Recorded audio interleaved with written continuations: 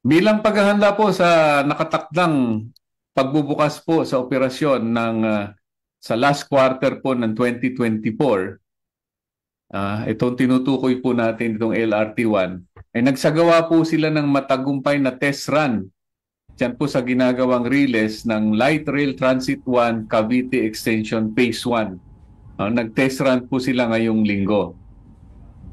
Successful po ang test run na ginawa po ng Alstom, ang contractor po ng Light Rail Manila Corporation sa paggawa po nitong extension projects. Ay marami po ang naghihintay na tumakbo na po yung extension project at nang makalaya na po sila dito sa masikip na trapiko sa lugar po dyan. Dito sa may bandang Baclaran po, bandang Parañaque, notorious po ang traffic yan, lalong-lalo pa pag Miyerkules. Kaya inaabangan na po itong serbisyo na yan. At sa unang test run na ginawa po nila, chinek po nila ang compatibility po at sinubukan po ang interfacing sa pagitan po ng iba-ibang infrastructure nitong LRT-1 extension project. Yung train pantograph po, yung mga overhead catenary system po nila, yung gulong po ng tren at yung relays ng tren kung nagtutugma po at yung tren at yung platform ay kung nagtutumba rin po kung magkakapareho po ang kanilang height. Para po maiwasan, naalala ko nangyari sa MRT3 nung araw, bumili po sila ng tren na hindi po pala akma doon sa kanilang relays. So ito po, nagawa po sila ng test run para subukan po yan.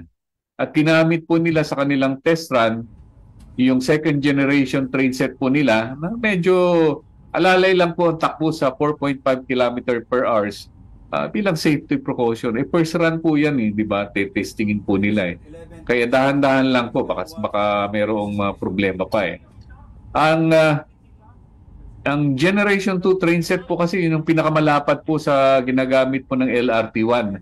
Kaya saktong-sakto po yan para ma-check po yung compatibility po ng platform, mga walkways, mga kable, at iba pong bahagi po ng extension project. Habang nalalapit po yung pagtakbo ng extension project, marami pa pong test run ang asahan po yung makikita po dyan. At isasama na rin daw po nila yung iba pang generations ng train po nila. At balak mo nilang patakbuhin po yan sa iba-ibang bilis po, iba-ibang speed at iba-ibang load o iba-iba pong sakay para matesting, di ba? Baka naman magaan lang So testingin po yan. Asahan po ninyo ngayon susunod-sunod rin po nilang pagsasagawa po ng testing. Ito po para masigurong walang aberya kapag gagamitin na po ng publiko itong LRT-1 extension project. It was a proud moment for us to see our train running all along the extension line of LRT-1 from Redemptory Station to Dr. Santos Station. Yan po ang quote po natin mula sa Presidente at CEO ng LRMC, si Juan F. Alfonso. Sa huling ulat po natin nasagap, di po ba, 95% na pong tapos itong LRT-1 extension projects hanggang dyan sa may Dr. Santos sa Parañaque. 95% na po na ang progreso po ng 6.7 na haba po ng relays nitong extension project. At sa loob po niyan, may 5 bagong istasyon po silang itinayo sa loob po ng 6.7 kilometro.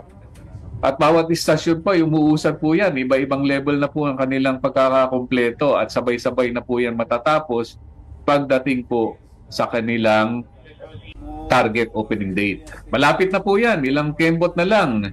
Isang linggo na lang po, 2024 na At bago matapos ang 2024, looking forward po tayo na makasakay po sa unang biyahe po ng LRT-1 Extension Project.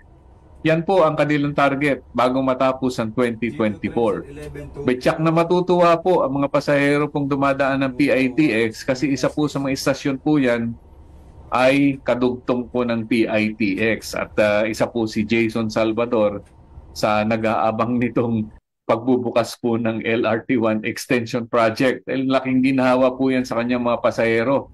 At isipin po ninyo, ayon po kay Ginoong Jason, 120,000 na pasahero ang dumadaan po sa PITX kada araw. Oo. At ngayong Kapaskuhan po daw, inaasahan po nilang aakyat pa po yan sa 190,000 kada araw.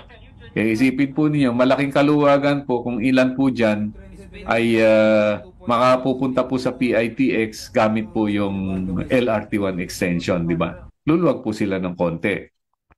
At kasunod po, pagkatapos ng mabuksan ang LRT1 extension phase 1 sa 2024, ay ano bang tawag natin dito? Naka-schedule na rin po buksan yung MRT7 sa 2025, susunod na taon.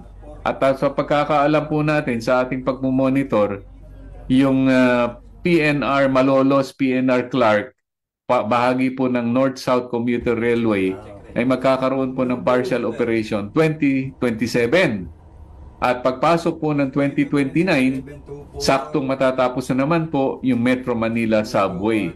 Susunod-sunod po yan, mga mass transit po natin na mabubuksan itong mga darating na mga taon. Talaga po naman, di ba?